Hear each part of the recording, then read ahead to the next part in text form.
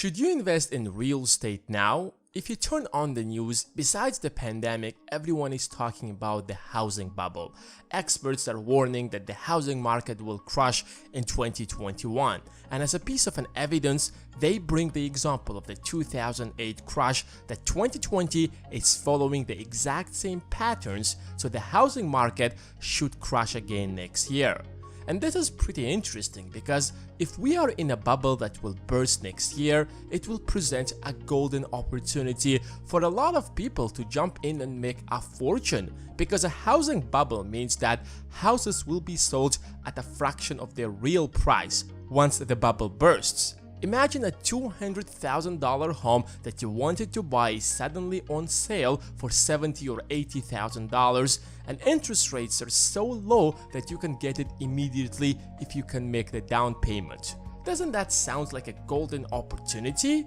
Everyone likes investing in real estate because for some weird reason we believe that real estate prices will always rise. However, we have seen countless times that's not the case, and house prices can actually drop. To figure out if investing in real estate now is a good idea or not, we have to understand a few things. Do home prices always rise? How housing bubbles are created? And finally, when exactly the market will crash? Before we move on, I want to take a moment and thank our sponsor, Skillshare. If you want to learn how to analyze companies like professional investors and find out if a certain company is a good investment or not, you have to take this course by Skillshare, because it will teach you everything a professional investor uses to value a company. And it's taught by Business Casual, the YouTube channel you probably know. I've taken the course, it's short, animated, and worth your time. Skillshare is an online learning community for creatives where millions come together to take the next step in their creative journey. Skillshare offers thousands of inspiring classes for creatives and curious people on topics including illustration, design, photography, video, freelancing, and more. And all that is for less than $10 a month with an annual subscription. But because you guys are the best audience in the entire YouTube, the first 1,000 people who click the link in my description will get a free trial of Skillshare Premium. By the way, you will be supporting the channel by signing out to Skillshare. And now, let's get back to the video. One of the tools that the Fed has at its disposal to control the economy is the interest rate. When the economy is rising too fast, the government intervenes and raises interest rates to stop the flow of capital into the market so that the economy doesn't turn into a bubble. Because high interest rates means borrowing money becomes expensive, which means less people would borrow money, which will result in less spending. And vice versa. That's known as monetary policy. So back in 2000s, when the dot-com bubble burst, the stock market lost almost $5 trillion of market cap. The economy was in a recession, so the Fed lowered interest rates from around 3% to 2.5%, then to 2%, all the way down to as little as over 1% to encourage everyone to borrow money and spend in order to get back the economy on its knees. And it worked! By 2003, the economy began recovering. By 2006, the stock market reached its pre-dot-com crash levels. But low interest rates means low rate of return on government bonds and interest on fixed deposits. It no longer made sense for investors to buy government bonds or keep their pile of cash in the banks, since inflation would slowly eat it away, especially when a few years ago they made unbelievable returns during the dot-com bubble. The S&P 500 rose by over 400% from 1995 to 2000s. So investors were looking for a new opportunity, a safe and rising investment to throw their money at, and real estate seemed like a great idea. But investors don't have the time to deal with individual buyers, so financial institutions came up with a brilliant idea. Since interest rates were so low, everyone was buying a house. So financial institutions would take these mortgages, bundle them together, and sell them to investors in forms of shares. These investments proved to be really great. But banks ran out of financially responsible people to loan mortgages, but investors still wanted to buy these investments. So banks started giving subprime mortgages, or mortgages to people with really low credit scores. People didn't necessarily have enough income to keep making the mortgage payments. Why? Because they would take these mortgages, bundle them together, and sell them to investors. Low interest rates and rising home prices kept attracting more and more investors.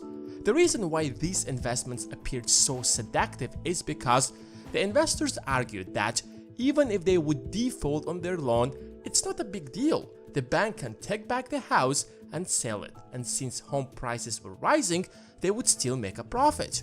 It seemed like the perfect investment. So the banks gave mortgages to everyone. That inflated home prices to unbelievable heights. But at some point, one of the borrowers defaulted. So his home was put on sale, then the second one, then the third. Soon, there were so many homes on sale but not enough buyers, and home prices began to fall. When people saw that their $500,000 mortgage house is suddenly worth only $250,000, it stopped making sense for them to keep making mortgage payments, so they walked away from them. Now, there were even more houses on sale, driving home prices even lower. So the banks were left with a lot of worthless mortgages that no one wanted to buy, so they went bankrupt one after another. But how is this all related to the 2021 crash?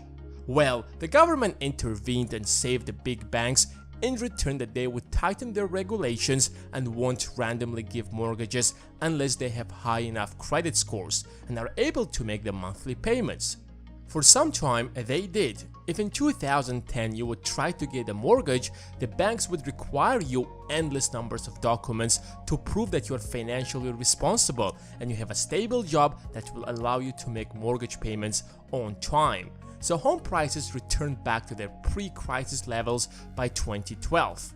The only reason that the market would crash again is if house prices will start rising dramatically again and there won't be a demand to meet it.